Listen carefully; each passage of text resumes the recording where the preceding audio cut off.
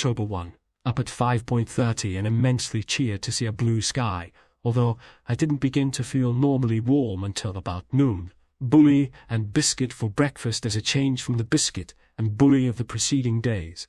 Received an official note of thanks from the Brigade for our work and orders from the CRE to rejoin the company. Apparently, the advance is held up for a few days until heavy guns and supplies can get forward again. I sent No. 2 section forward to work on the new plank, avoiding road, and returned to meet the Major at 8 a.m. He returned to the company and sent up Nos. 1 and 4 sections to me from reserve billets. No. 3 section also rejoined, so I fixed the lot in billets as well as possible, and then took out Nos. 1, 3, 4 to work on the road with No. 2. We have now got all our limbers and tool carts as far as the batteries, and I am commanding all the sections. Cooper remains with the heavy transport on the other side of the mud. Rode round the work during the afternoon and met the CRR, who was full of congratulation. Withdrew to billets at 5 p.m. to give the men a chance to dry their clothes and have a warm meal, the first they have had since the 27th. We are without definite news, but apparently the whole show has been a great success, and the army is only waiting until we can get the roads through. I can never forget the great change which seemed to spread like wildfire over the spirit of the army on the evening of the 28th, 29. We were in the midst of the worst of the mud area. Miles of transport wagons were bogged along our single road. It was raining hard, and few of us had eaten anything for 24 hours. Nobody was looking forward to the dawn. But from somewhere behind us, a rumor came through that Bulgaria had asked for peace. There was no cheering, no demonstration of any sort, but the news seemed to put new spirit into the tired troops. The weary, mud-caked horses were lashed and spurred again. Men put their aching shoulders to the wheels, and once more the limbers lumbered forward. All night long, the wagons toiled painfully up those fateful ridges where scores of thousands of our finest infantry had died, and in the drizzling dawn they saw their reward at last. Behind them lay the dull, dead plain with its memories of misery and mud. Before them they looked down upon a new, unbroken country, and the spire of Ten Brielen Church, untouched of shot or shell, beckoned like a winning post against the eastern sky. October 2. Heavy rain again last night, but it hasn't damped our spirits. We could meet almost any call again now. At 5:30 a.m., an orderly came in with orders from the ECRI, saying that we are to work from 6 to 9 on the divisional main road. By dashing off without any breakfast, we were able to start at 7:30 and return for a meal at noon, our first since yesterday evening. In the afternoon day, worked the sections on the road, while the Major and I brought up the heavy transport. Artillery horse lines, just forward of our own, were heavily shelled for about 5 minutes, and a lot of horses were knocked out. About 100 of the poor beasts stampeded, and it was a pitiful sight to see some of them dragging their entrails along the ground. This incident made me realize that if the Germans had any fight left in them at all, we are in a very precarious position. Several divisions are herded together with the river lies in front of them and an impassable belt of swamp and mud behind. A really energetic counterattack would give us another Cambrai. At night, many fires were visible again, where the enemy is burning villages along his retreat. Many of these appear to be very far off, which looks as if they contemplate a big withdrawal. A favorite theory is that they will withdraw as far as the Meuse for the winter. October 3. Company commenced work on a new plank road to relieve the strain on the main road. I went forward with 3 wagons to a dump on the Menin road to get material, but it took us all morning to get there as the roads were blocked with artillery limbers. We want 10 times more transport and 10 times more labour than we have got if we are to make any reasonable progress. The field companies are quite inadequate to cope with any serious road making in an advance like this. In the afternoon scouted round with Cooper looking for what had once been a first-class road clearly marked on our maps. We couldn't find a stone, a tree, or any single thing that would indicate where the road had been. We couldn't even fix it from our maps, as farms, houses, and landmarks of any description had totally disappeared. We had some difficulty in getting back, and once Cooper's horse went down to her belly in the mud. We nearly lost her, but got her out eventually. October 4, took all wagons to the dump and got a lot of material up during the day, made some appreciable progress on the road. 2 new officers have joined us, and Day has gone back to HQ, wagon lines. Was delighted to meet 2 old friends, Lucas and Mitchell, of our left division in the afternoon. October 5 road is now going forward well, and we had another fine day, although very cold.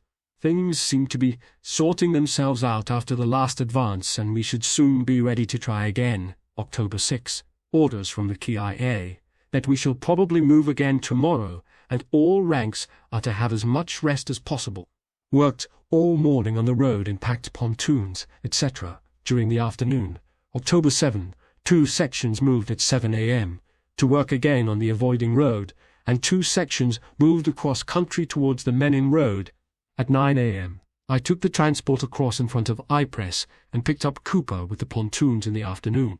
We made our horse lines there, as it was the only patch of dry earth available, but before getting in, we had to shift about 15 dead mules which had been killed the night before by a bomb. Billeted the sections in an area containing 1 dugout just off the Ypres, Menin road, a piece of ground probably more fiercely fought over than any other during the war. The solitary dugout was unusable owing to prevalence of dead Boche, as Mark Twain would say, fixed so that they could outvote us. We couldn't find a level piece of ground large enough to take 1 tent without a lot of digging. The sergeants found a very good place for their tent, but a dead Hun was in possession of the freehold. They decided to bury him and deepened a shell hole accordingly. Then the problem, how to get him into it. The sergeant major took his boots and the farrier very gingerly took his sleeves. They lifted, but his arms came out in the farrier's hands. They withdrew to windward and talked. It was growing dusk. The tent must go up. Finally, the farrier put his gas mask on and literally buried him in shovelfuls. Pro Patria. The only way to stop war is to tell these facts in the school history books and cut out the rot about the gallant charges, the victorious returns, and the blushing damsels who scatter roses under the conquering hero's feet. Every soldier knows that a rewriting of the history books would stop war more effectively than the most elaborately covenanted league which tired politico, legal minds can conceive. October 8, working all day on the roads. It is a dreary job in this blighted, featureless country. October 9, received orders to report again at Artillery Brigade HQ, so there is obviously another stunt in the wind. In the meantime, we are still mudslinging. October 10, went forward into the outposts to reconnoitre tracks and ways forward for the guns. We were in absolutely virgin country, and it was a new experience to think of death lurking behind these green hedges and quiet farm building.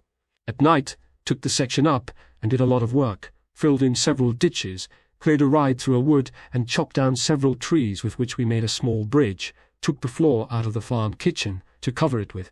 October 11, out reconnoitring again all morning, and at night took a company of pioneers up to work on a second track, at a very unpleasant time on the Menin road, where we were heavily shelled.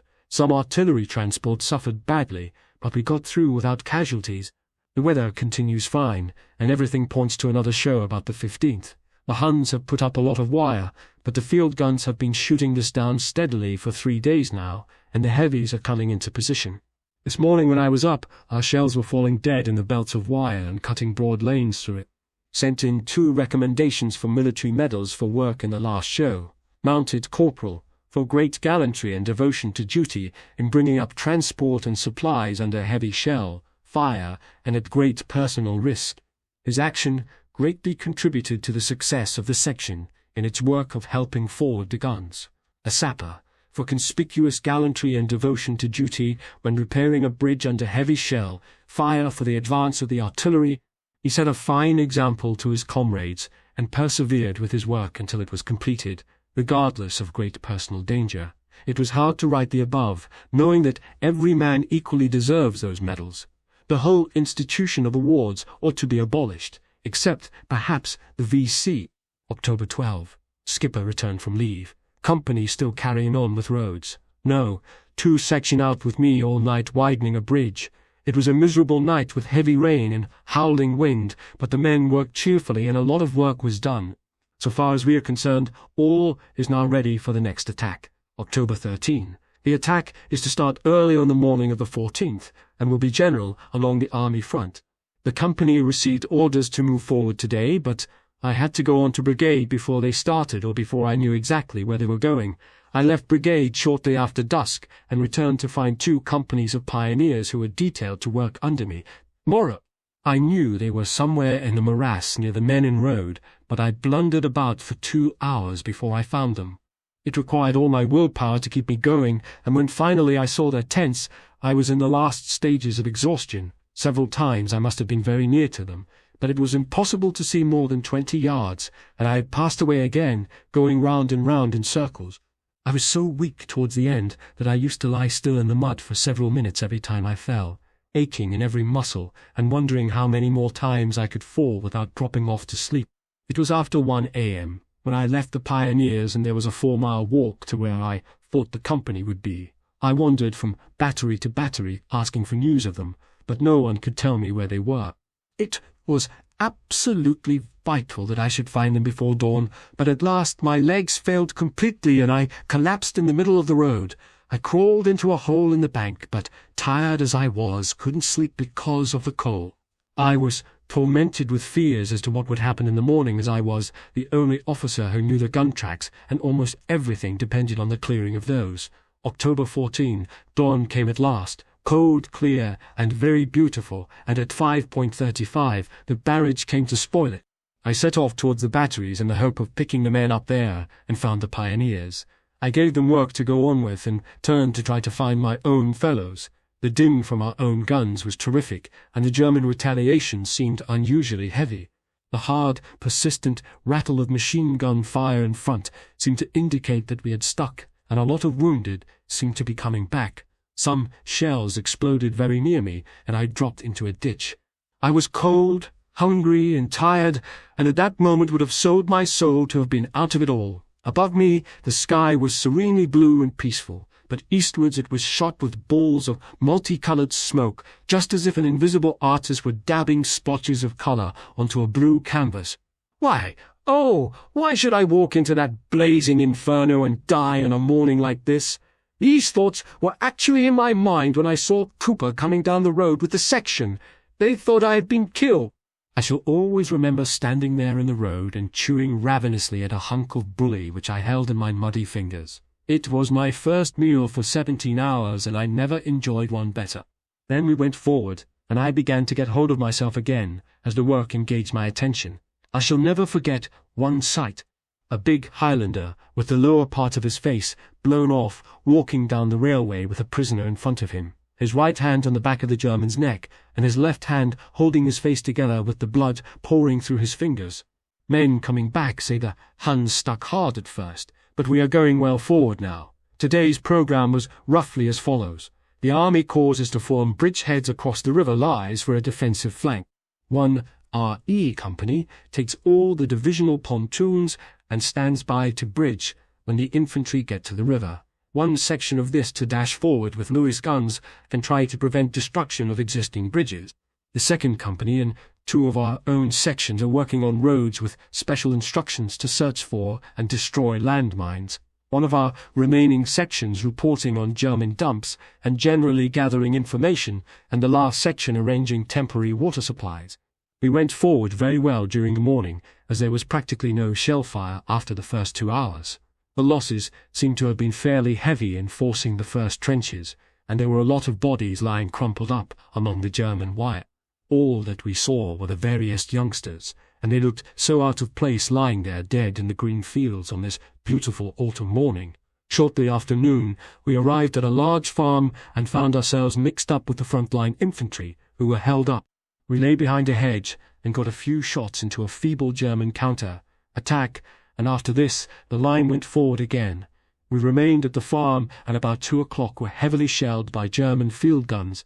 Several machine gunners were hit, and the brigade commander, who had just arrived, had his leg blown off. For a few minutes the place was in chaos, but 2 18-pounders galloped up and silenced the Hun battery with their first few shots. After these years of trench warfare, it is wonderful to see field guns galloping into action and engaging the enemy over open sights. Beyond the farm, the roads were in perfect condition, so we returned to the company and found them in tents on a hill about 3 miles behind. I thought at one time the men would have to carry me back. I had never felt so tired. Bad news awaited us. Cooper had been killed early in the morning, about half an hour after the attack started. Later in the day, the sergeant major was wounded, and there were 11 casualties among the men. The passing of an old friend makes a big impression in a small mess, and we were very silent at night, as we sat and smoked after supper. The town of Menin was burning fiercely, and many other places farther to the east.